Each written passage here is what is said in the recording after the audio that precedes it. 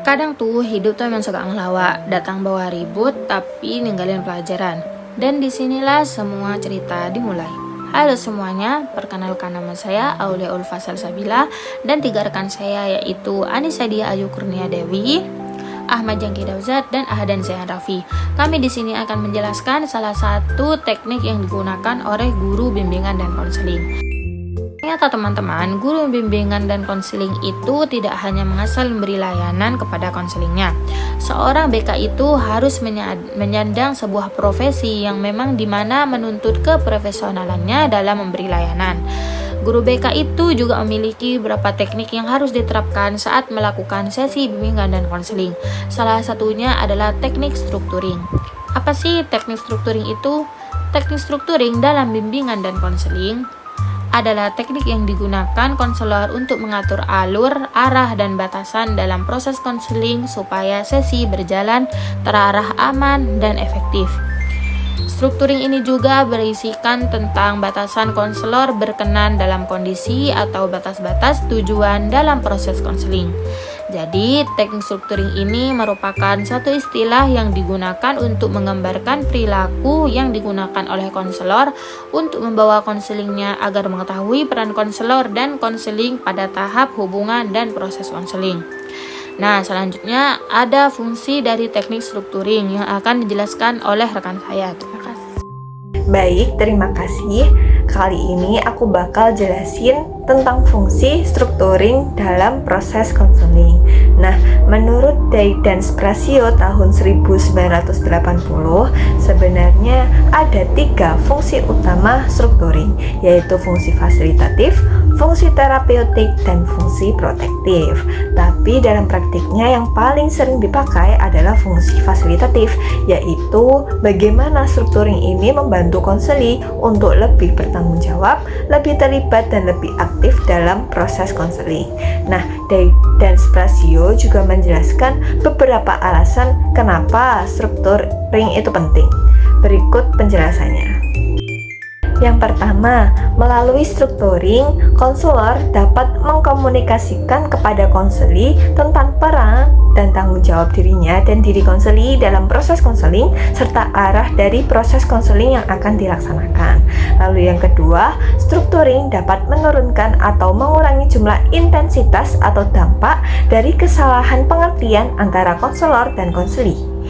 Nah, kesalahpahaman antara konselor dan konseli berpotensi merusak hubungan konseling karena dapat menimbulkan kebingungan atau ambiguitas dan konflik.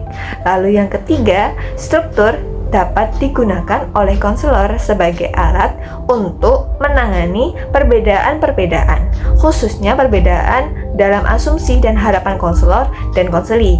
Dalam hal ini, konselor dapat menggunakan struktur untuk membuat harapan dan prosedur perlakuan yang tidak jelas menjadi jelas, abstrak menjadi konkret, dan implisit menjadi eksplisit.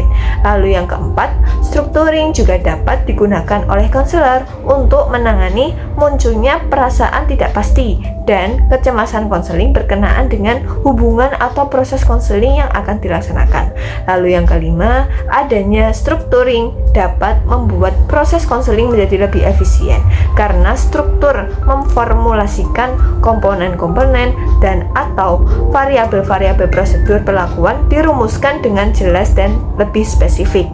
Lalu yang terakhir, yang keenam, yaitu strukturing juga dapat membuat konselor menjadi lebih komfortabel dan lebih percaya diri. Jika konselor telah mencurahkan pemikirannya untuk menemukan pendekatan yang memadai untuk memecahkan masalah fungsi, maka dengan adanya struktur, konselor dapat segera memusatkan perhatian pada konseling dan masalahnya. Lalu, ahli lain yaitu Brammer dan Sostrom menyatakan bahwa penggunaan strukturing dalam suatu proses konseling dapat memfasilitasi hubungan dan pencapaian tujuan-tujuan konseling melalui beberapa cara. Yang pertama, strukturing memberi konseli gambaran yang jelas tentang kerangka kerja atau rencana proses konseling. Jadi konseli paham bahwa konseling itu punya alur dan bukan sekedar ngobrol semata. Lalu yang kedua, strukturing juga mencegah kesalahpahaman bahwa konseling itu bersifat instan, magis, cuma nasihat semata atau sepenuhnya tanggung jawab konselor. Konseli jadi paham bahwa konseling adalah kerjasama antara konselor dan konseli. Lalu yang ketiga, tidak adanya struktur dalam konseling berpotensi menimbulkan rasa cemas pada diri konseli sehingga dapat menggagalkan hubungan konseling. Oleh karena itu, struktur perlu dibuat sebagai suatu alat untuk meningkatkan rasa aman dalam hubungan dan bukan akhir dari hubungan itu sendiri. Namun pada fase-fase awal proses konseling, struktur perlu dimasukkan dengan cara yang hati-hati karena ketika konselor memperkenalkan struktur, ada kemungkinan dia menyampaikan kesan tentang bagaimana seharusnya konseling itu merasa, alih-alih mendorong mereka untuk merasa menurut caranya sendiri. Jika ini terjadi, tentunya akan sangat membahayakan karena dapat merusak hubungan. Perlu dipahami bahwa pada fase-fase awal konseling seringkali masih melakukan coba-coba dan menguji konselor.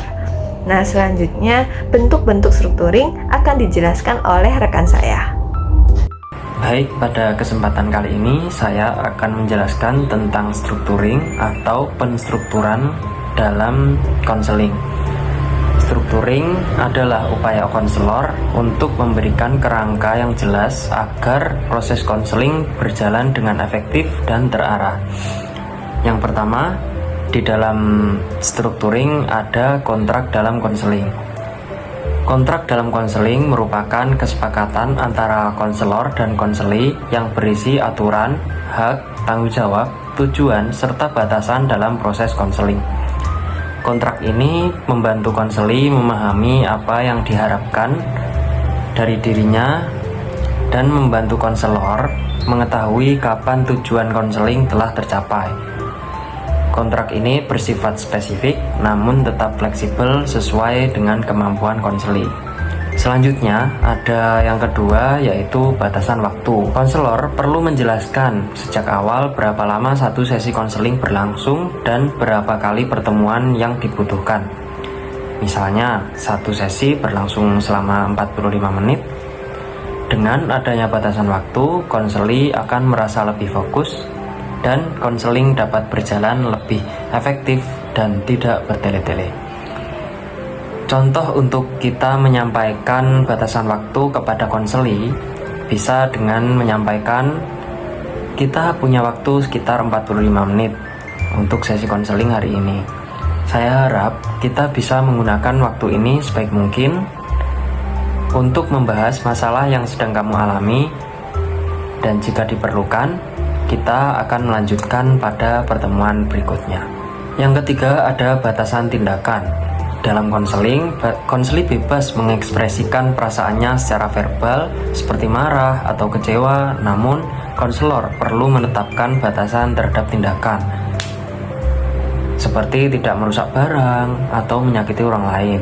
Batasan ini penting untuk menjaga keamanan dan kelancaran proses konseling. Untuk menyampaikan batasan tindakan kepada konseli, kita bisa menyampaikan dengan cara bilang seperti, dalam proses konseling ini kamu bebas mengutarakan perasaanmu, baik marah, kecewa, atau frustasi. Namun tidak diperbolehkan merusak barang atau menyakiti siapapun.